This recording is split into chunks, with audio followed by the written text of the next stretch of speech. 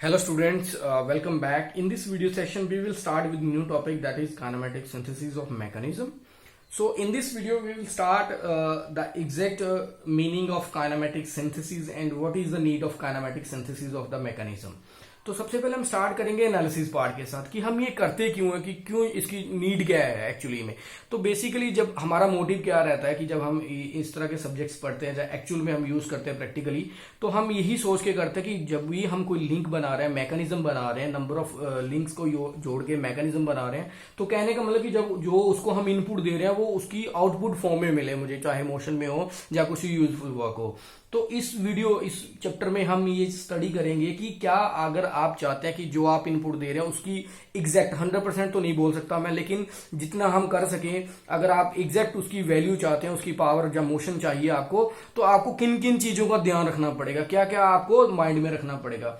तो बेसिकली हम kinematic synthesis you can say this is use for the motion to check the performance of motion characteristics of the mechanism you can say. So अगर हम simple इसकी definition की बात करें ना, तो kinematic synthesis this is the mechanism is the design of mechanism to produce the desired output motion for a given input motion। बिल्कुल simple सी line लिखी है उसने। तो अब उस चीज को करने के लिए क्या क्या जरूरी है चीजें मेरे पास, कि अगर आप चाहते हो इनपुट दे रहे हो आउटपुट मिले, 100% तो नहीं मिलेगी क्योंकि ना हम मैकेनिकल कंपोनेंट यूज कर रहे हैं, तो मेरे 100% एफिशिएंसी किसी भी कंपोनेंट की नहीं हो सकती।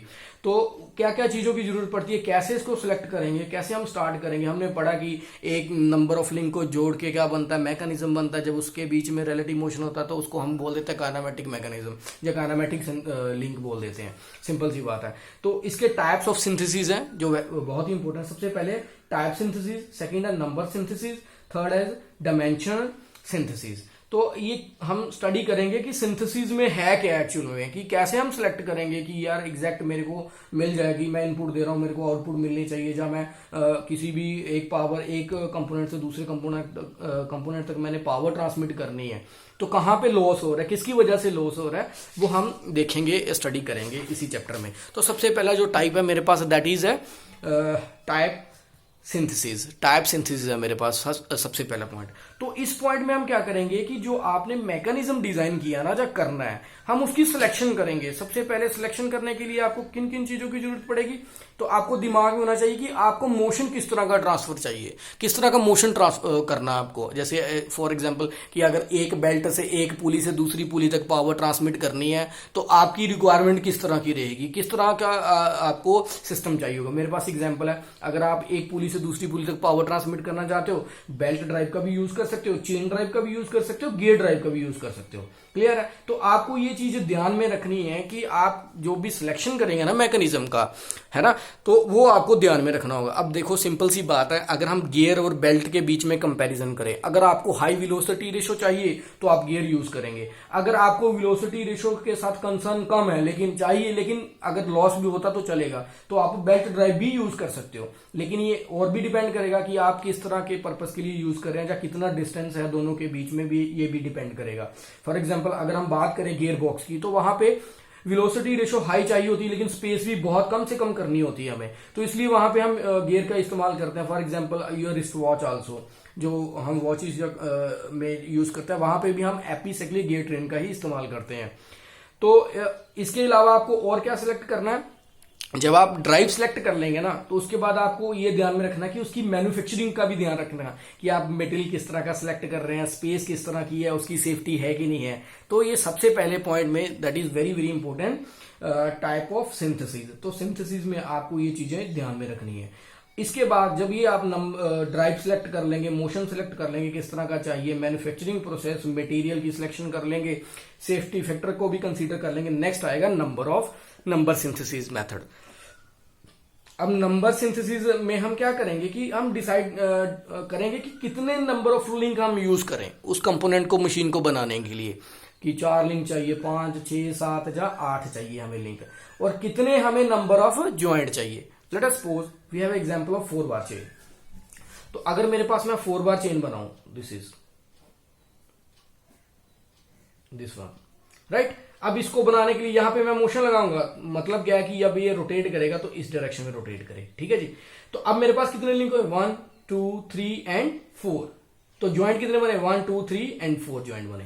तो आपको ये पहले सोचना पड़ेगा कि आपको लिंक जो मैकेनिज्म बनाना है वो किस तरह का बनाना है। ये मैंने एग्जांपल के बेस पे बनाया, आपको बताया थोड़ा सा। नेक्स्ट हम इसी पे ही बात करेंगे। ये थोड़ा सा थ्योरेटिकल पोर्शन है, इसलिए आपको थोड़ा सा बोरिंग लगेगा, लेकिन है इंटरेस्टिंग है ये। तो नंबर ऑफ ज्वाइंट्स कि नंबर ऑफ ज्वाइंट कितने बनाओ, ऐसा नहीं है कि यार यहाँ पे भी ज्वाइंट लगा दो वहां पे भी ज्वाइंट लगा दो, बिल्कुल भी नहीं। क्योंकि जब आप नंबर ऑफ ज्वाइंट सेलेक्ट करेंगे, लिंक सेलेक्ट करेंगे, तो बिल्कुल आपको ये प्रिसाइज्ड ही बनाने पड़ेंगे। जब भी हम फोर्स लगाएंगे या रिलेटिव मोशन होगा तो फेलियर होने के चांसेस ज्यादा रहते हैं जब आप अपनी मर्जी से लगाएंगे ये लिंक्स। तो आपको बिल्कुल प्रिसाइज्ड ही यूज करने पड़ेंगे। तो जब नंबर ऑफ लिंक डिसाइड कर ले, नंबर ऑफ ज्वाइंट डिसाइड कर लिए हमने, उसके बाद आपको क्या सेलेक्ट करना, degree of freedom for motion. कि जो आपने ये लिंक डिसाइड किए है ना, जो फिक्स किए हैं या फिक्स करने वाले हो आप, या जितने ज्वाइंट लगाने हैं, तो आपको ये माइंड में होना चाहिए कि यार ऐसे मैंने एग्जांपल दी कि मैं यहाँ पे फोर्स लगाऊंगा तो ये इधर जाएगा और इधर जाएगा। तो आपको जो ज्वाइंट बनाने हैं, जो लिंक सेलेक्ट करना, उसी हिसाब से करना पड़ेगा। क्योंकि इसमें ये भी सिलेक्ट करना पड़ेगा कि इसकी डिग्री ऑफ फ्रीडम क्या होगी, ये किस डायरेक्शन में आप रोटेट करवाना चाहते हो। क्या पूरा ही चक्कर लगाना चाहते हो, या 2 and 4 यूज करना चाहते हो, एक्स एंड वाई डायरेक्शन में यूज करना चाहते हो। तो ये भी आपको ध्यान में रखना होगा कि जब डिग्री ऑफ फ्रीडम आप सिलेक्ट करोगे, किस तरह के मोशन के लिए सिलेक्ट कर रहे हो। तो लास्ट इसमें पॉइंट है, that is the dimensional synthesis. Dimensional synthesis, तो इसमें हम सिलेक्ट करेंगे कि किस तरह की डायमेंशन चाहिए। फॉर एग्जाम्पल कि अगर आपने जो लिंक सिलेक्ट किए हैं, नंबर ऑफ सिंथेसिस में ज्वाइंट बनाए हैं, है ना, तो जो लिंक आपने सिलेक्ट किए, कितनी डायमेंशन में रखनी है उस लिंक की, या उस लिंक की लेंथ कितनी रखनी है, जहां पे आप ये 2 लिंक ज्वाइंट कर रहे हो उन दोनों के बीच में डिस्टेंस कितना रखना है, और कितनी गियर रेशो पे आपको इसको काम करवाना है। तो जो भी आप मैकेनिज्म या लिंक आप सिलेक्ट करेंगे, टाइप ऑफ सिंथेसिस में मटेरियल सेलेक्ट करेंगे, उसके बाद जहां पे नंबर ऑफ सिंथेसिस में आप क्या करोगे, डिसाइड करोगे कितने नंबर ऑफ लिंक्स आपको ज्वाइंट बनाने हैं, या कितनी number of degree of freedom for motion आपको रखनी है लिंक के बीच में। उसके बाद आपको क्या करना पड़ेगा, उनकी एग्जैक्ट डायमेंशंस चेक करनी पड़ेगी, बनानी पड़ेगी कि कितनी डायमेंशन रखूं, so that we can achieve the target. उसके बाद ही आपको क्या करना पड़ेगा, इसी में डिसाइड करना पड़ेगा कि अगर आप गियर रेशो सेलेक्ट कर रहे हो बेल्ट के लिए या चेन के लिए, ये एग्जांपल के तौर में बात करिए, आप कैम फोल्डर की भी बात कर सकते हो, नंबर ऑफ एग्जांपल्स है मेरे पास, तो आपको वो भी ध्यान में रखना पड़ेगा। तो हम नेक्स्ट वीडियो में क्या करेंगे, नेक्स्ट वीडियो में स्टार्ट करेंगे इन्हीं के फर्दर फंक्शन प्रोग्राम और error program. So thank you very much.